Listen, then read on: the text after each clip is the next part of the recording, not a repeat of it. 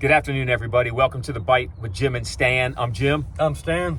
And we are just off the water. We had a brilliant idea going down and catch some shad this morning down at the fall line, down the city limits.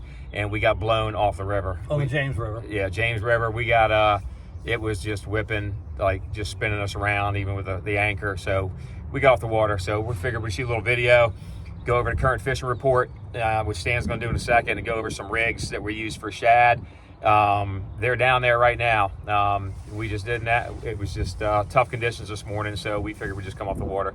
We didn't see anybody else catching any either, so we didn't feel too bad. No one on the bank, even though there was a lot of people fishing down there.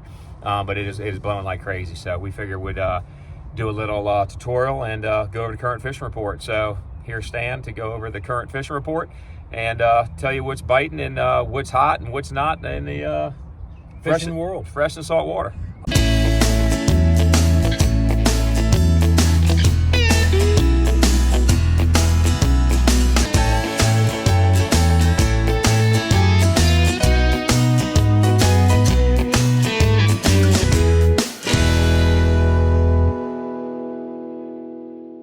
All right, we're going to start with saltwater. So I would, in my opinion, the big news right now is the fiddler crabs are out. And people are catching them in the creeks, and they're actually becoming for sale in some of the bait shops. So that's a really good sign. That's a sign of the water is warming. It's in the 60s. And so that's telling me that the sheep's head are available. They're probably moving in because of the water temperature. And the fiddler crabs are the best thing, in our experience, to catch the sheep's head with.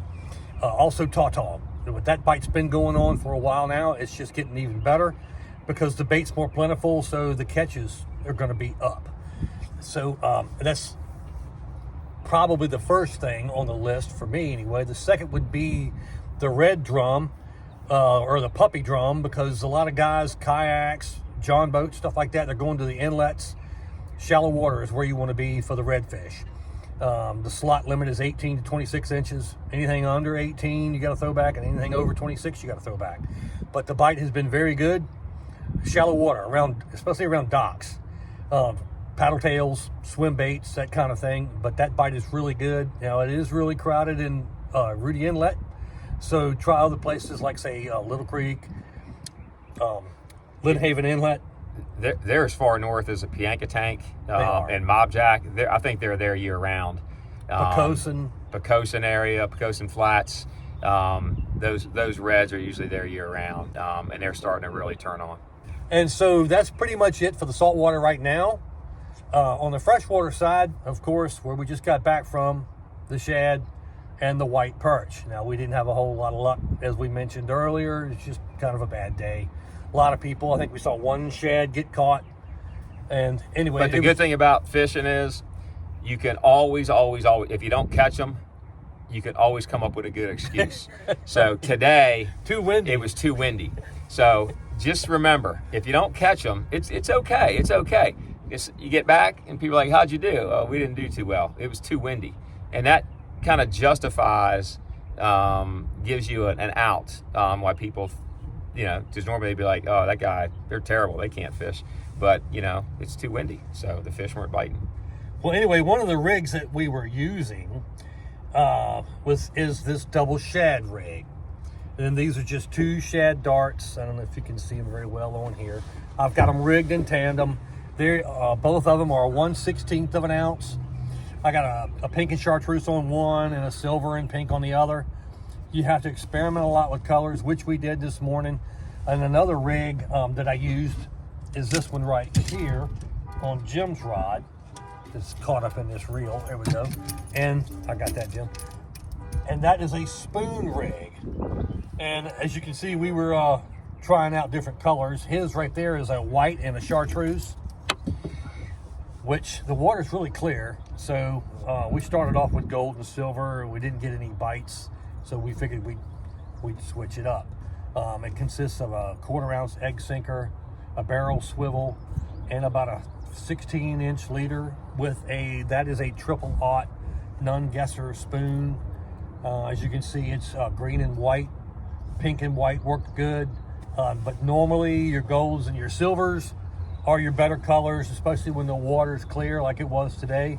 But again, we had a bit of a tough time with the wind. So a lot of other people seem to be having a tough time as well. Okay, so being the shad are down there, what is also down there is the white perch. And typically, you can catch the shad and use that as cut bait to catch the white perch. And if you don't, if it's a little slow, it's always good to take some night crawlers. You can use bloodworms. I know some of the shops have bloodworms in right now, but it's still a little early for those. But the night crawlers work very good for the white perch. And also, too, when you catch the white perch, just cut one of those up. Cut white perch works good. Now, just be prepared. If you do cut up the white perch, you are liable to catch catfish and you're liable to catch stripers. There's a lot of big stripers being caught down there right now, but you got to throw them back. And one of the things that I like to use is this jointed redfin. I like to wake it along the surface, just wind it really, really slow so it makes a V going across the water. Bucktails work good, and I have found that it makes a difference if you put a trailer, like just a 6-inch twister tail, on your bucktail. I'll get a lot more bites like that. Okay, so that's going to pretty much, now Jim likes jerkbait. He was throwing this one here. He's kind of modified it for muskie, but it'll still work for the Go big or go home. That's my motto. Talked to a guy this morning at the ramp. He said a couple of his buddies caught fish between 40 and 50 inches on the river in the last week, which is not a surprise at all. And they will hit that. They will absolutely hit that. Smallmouth bass will hit that bait. That's a 7-inch long bomber long A. It's called a Magnum long A. They're about $12. It's the best bait you can get. It's very inexpensive, but this thing is an absolute killer. And it is a tank. It's built very, very well, very strong. But now most of your catches will occur on cut bait, such as white perch or shad.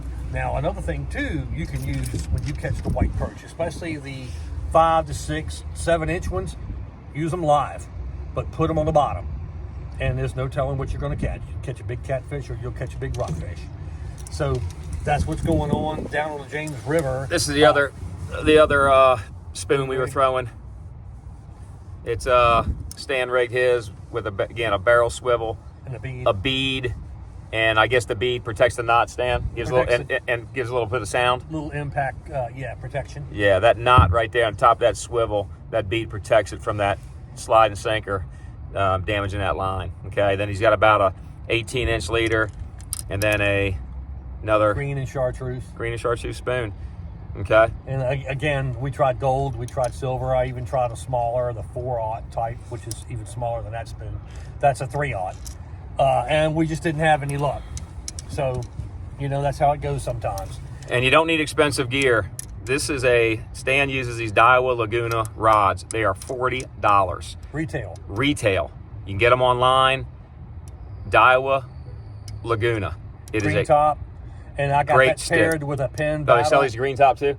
Yes. Okay. But this is a great rod, and it won't break the bank, and it's light as a feather, and it's just a good rod. So I've got it paired with a Penn Battle 4. I've got 15-pound braid on here. That way I can use it for other things, especially speckled trout. That's a good speckled trout rod. It's a medium light action. And I've got a 6-pound fluorocarbon leader tied to that.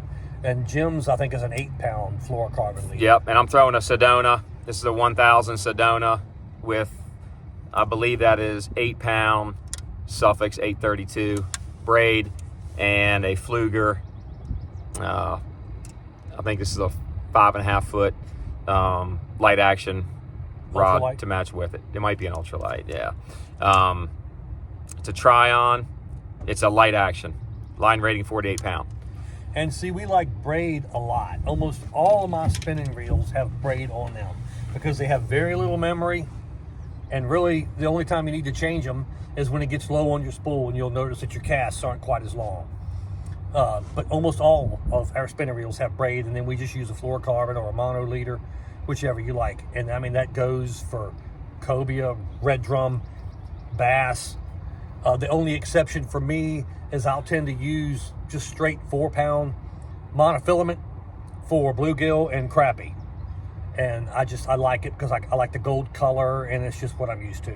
So braid has no stretch. No stretch. Very sensitive when you're fishing any kind of like a jig head and a swim bait, you know, a little bass assassin or something like that, or any kind of small swim baits, you can feel every tap, every bump of the bottom, everything. So that's why we use braid.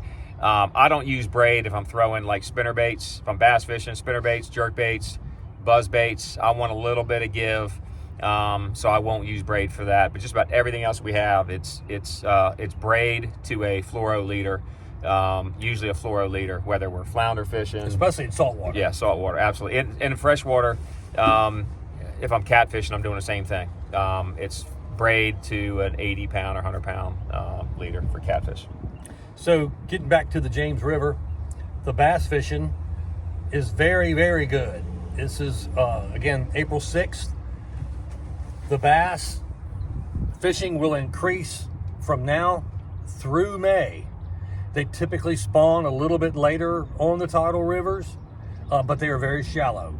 So fish the wood, cypress trees, laydowns, and some of the emergent pads.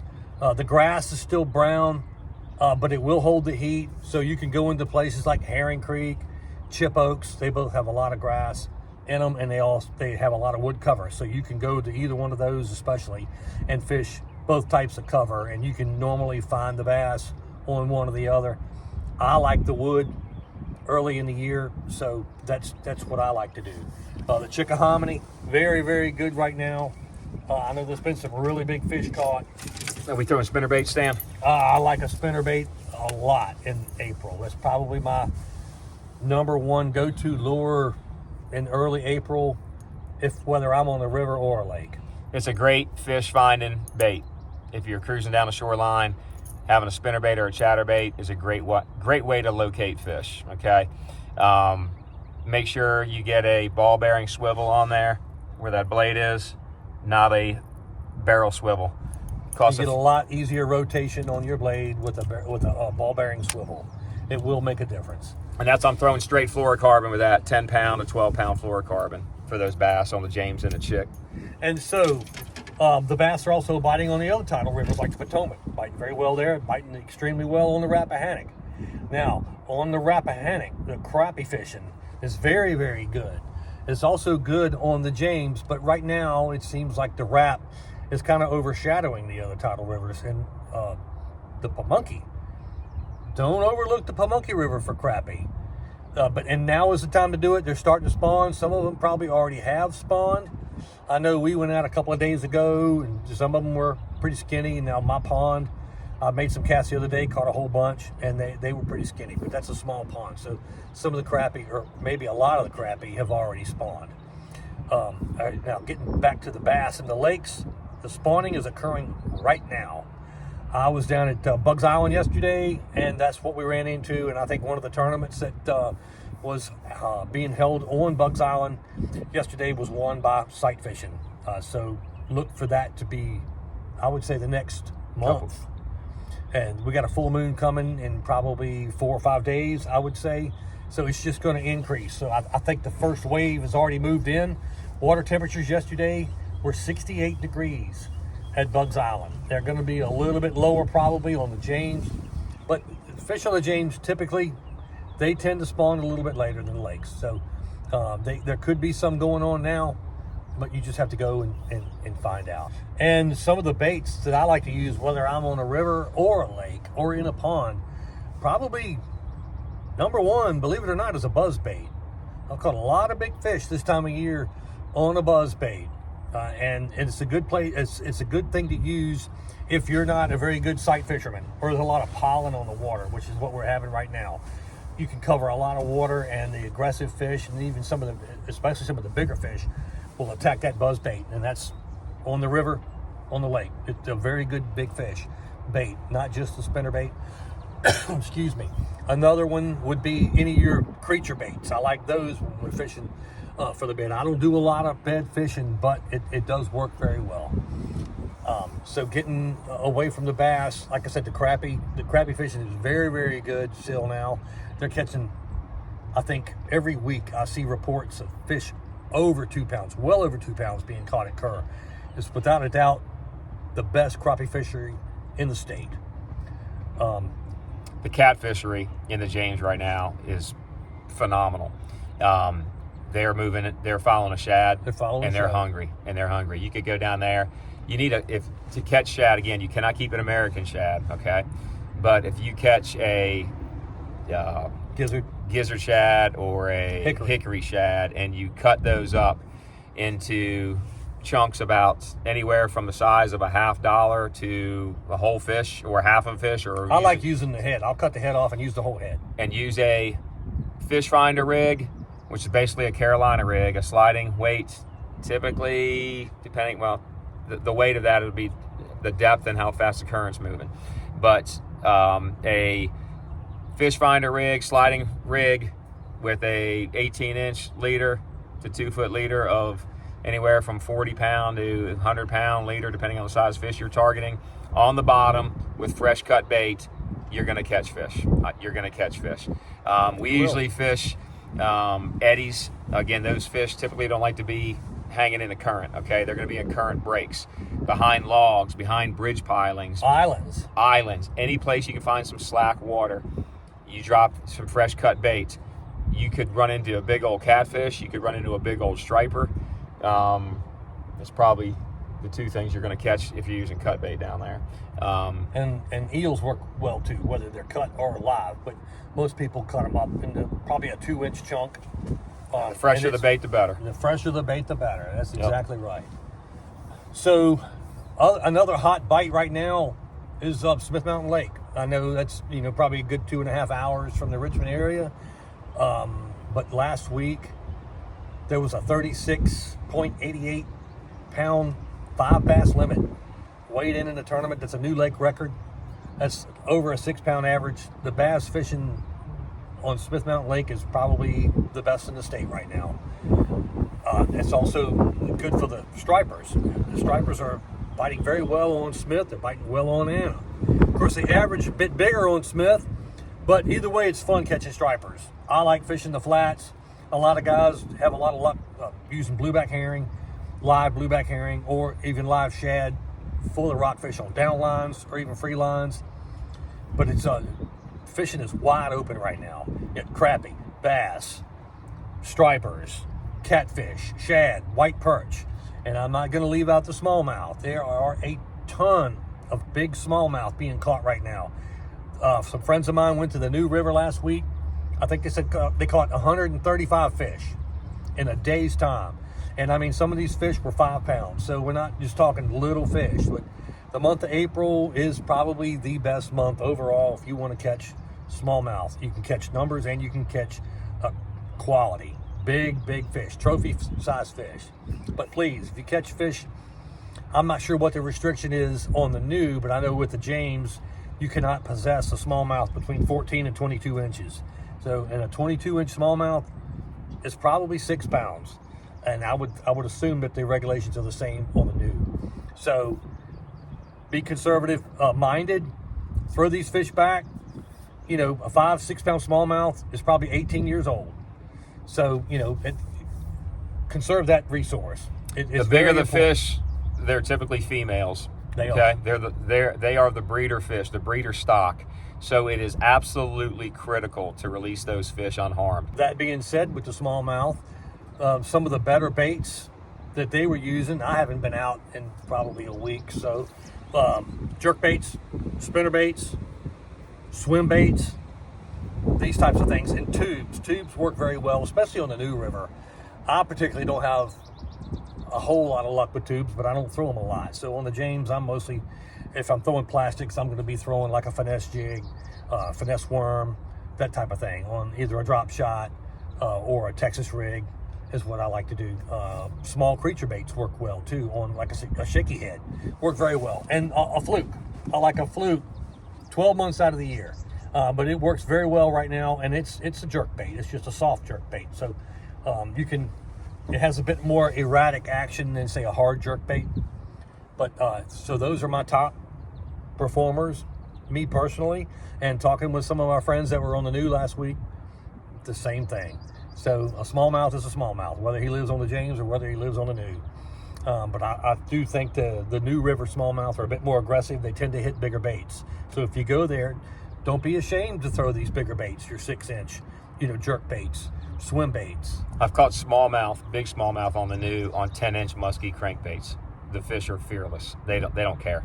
They're absolutely just they just, if they're hungry, they're going to eat. They don't care how big the bait is. So, and and the muskie. Speaking of that, the muskie are spawning right now. Yep. So Stan and I, we're laid off the muskies. We will not muskie fish while those muskie are spawning, and then we give them 2 weeks to recover. So Stan and I will not start muskie fishing again until the beginning of May. Or the middle of May, something like that. Giving them their plenty of room to do their thing and to rest up, because when we start going back after them again, they better look out, because we're coming. We're freaking coming. And then it's wide open. I think just about everything in the arsenal we can use for the muskies. Your spinners, your top waters, your swim baits, your glide baits. Everything in the box comes into play. Box. Yep. But that's the muskie bite. So I'm sure we'll have some good footage coming up here later on in the spring, early summer. And as it gets warmer, the saltwater bite is going to be, we're going to do a lot of content in the bay. Reef fishing, wreck fishing, jigging for sheeps and drum and tog, jigging for flounder. All that comes into play. So it's a great time of the year to get out, and everything is starting to happen here as far as our local fisheries. It's good too in the wintertime, but a lot of people don't want to go out when it's that cold. We are very blessed in Virginia that you can catch fish all year round. It's just a matter of enduring the elements and preparing yourself for it. Yep. So and April is by far one of the better months. Yep. For everybody. Like I said, everything's biting. Yep. We've named just about every species that inhabit these waters. Yep. And you just need to get out there, go fishing. Yep. The editing for all of our videos the one that we did and the ones we will be doing are done by my daughter Camille. I just want to give a shout out to her. Yep. She graduates from Virginia Tech in a couple weeks, and really appreciate all her hard work editing this train wreck of this wouldn't be possible without Camille Miller. No, so we really appreciate her hard work and her effort on this. And hopefully it'll get easier for us as we keep doing these, and we won't have to rely on her so much. So the end game is to get her completely out so we can be self-sufficient. And we will be having some footage of us actually catching fish. Yeah, so. we promise we will catch fish. And if we don't catch fish on the next 3 outings, then we'll give you a good excuse. Well, not only give you a good excuse, but we're going to quit doing this show. We're used to catching fish. But creating content is kind of hard. It's harder than we thought. Yeah. So we're going out there thinking I can just click this phone on or put a GoPro on and load up fish catches in the first half an hour and then send it to Camille to edit. But that's not the way it works. No, when we leave the cameras at home, we seem to catch fish. And when we bring them with us, it's, the hard luck days come in. So. But we really appreciate y'all for tuning in and listening and watching. And again, can't thank y'all enough. And be safe out there. Hit the like button, subscribe. And comment. Just tell us what you think. Yep. Tell us what you think. And if you have anything to add to it, please feel free to share. We're always looking for good information to help everybody out. All right. So y'all take care. Be safe.